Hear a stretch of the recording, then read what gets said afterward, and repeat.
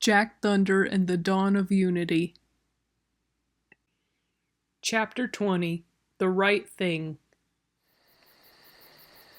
It was evening in the nursery rhyme district. Every breeze through woody boughs loosened scarlet leaves from them, splattering the ground in color. Overhead, the sky bore a spectrum of pinks and purples and blues. The sun peeked out just over the horizon.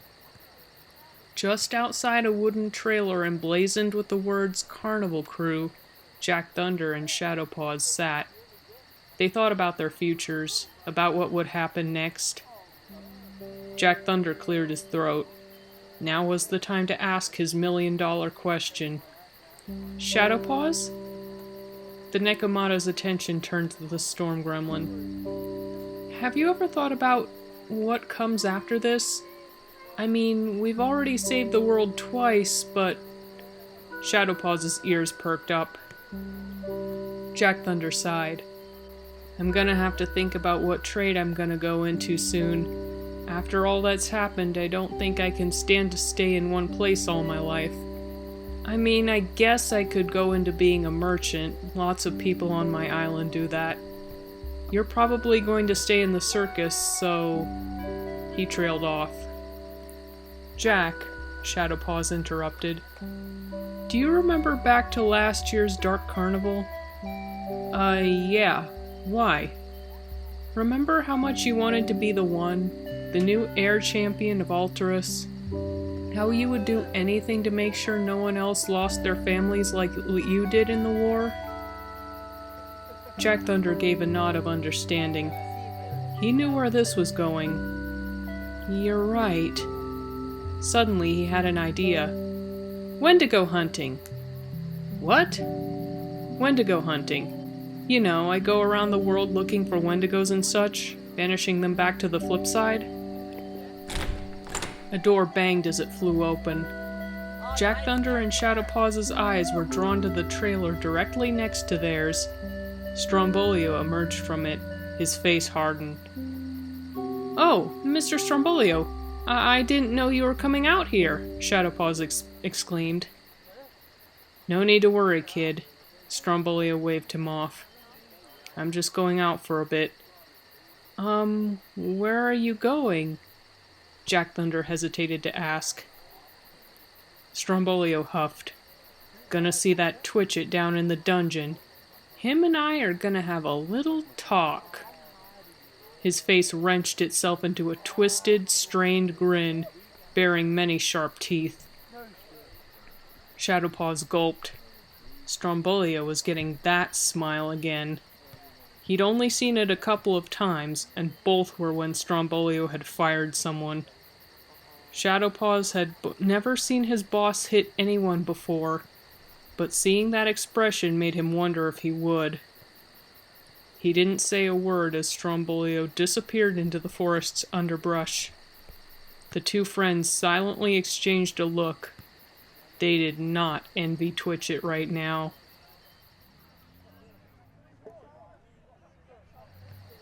All right, you may speak to him. The two guards parted, allowing Strombolio to pass through. He made his descent into the musty stone dungeon. Despite the torches lining the walls, Strombolio's breath condensed like dragon smoke in their light. He could only thank Anima that his body tended to run hot. He couldn't imagine how Twicchit was faring in here. The faint sound of dripping water, crumbling stone, and the occasional chirp of a dungeon-dwelling bat met his ears. After some time, he came across a wooden door with a sign on it. In the dim light of the dungeon, Strombolio read, Henry Twicchit. Peering through the barred window at the top, he spotted Twicchit in the corner. The Nekomata was missing his hat and cape, slumped against the back wall. Well, this was it. He was in here. Strombolio took a deep breath. Twicchit? A pair of frosty blue eyes shone at him from inside. Strombolio? It's me, Strombolio confirmed flatly. Look, if you're still mad about the puppet palace, this isn't about that, Strombolio interrupted. I needed to revamp that ride anyway. What I want to know is what in Alterous you were doing prancing around with Ivy Butternut. It's not what you think. Twicchit threw his paws up in alarm. The chain clasped to his leg clinked across the stone floor. Really? Then what is it? Strombolio's eyes narrowed. After I was ejected from the Circus of Shadows, I couldn't find work anywhere. Ivy took me in when I was desperate. I had no choice. You had a choice when you set the tent on fire, Strombolio retorted. He wouldn't deny he felt the tiniest bit sorry for the Nekomata, but the bigger part of him knew that Twicchit had brought this on himself. I know, Twicchit trailed off. Strombolio's eyes widened as a new question popped into his head. Wait, why did you decide to turn on Ivy then? What drove you to change your tune? Twicchit uttered one word. Nemesis. Nemesis? Twicchit nodded. When I saw Jack and his friends perform Nemesis, I guess I found the spine to stand up to her. Better late than never, I guess, Strombolio thought. Both of them stood silently for what seemed like an hour, separated only by a flat slab of wood. Twicchit broke the silence. What do I do? Strombolio took a deep breath.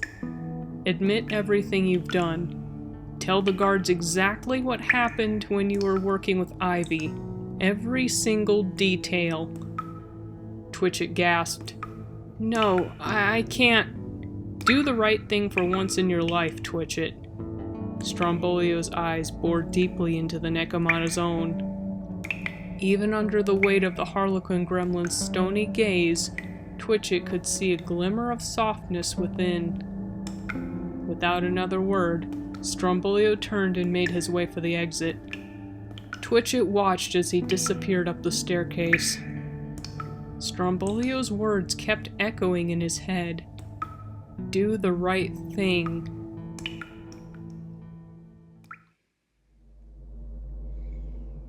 Later that day, Twicchit sat down for an interview.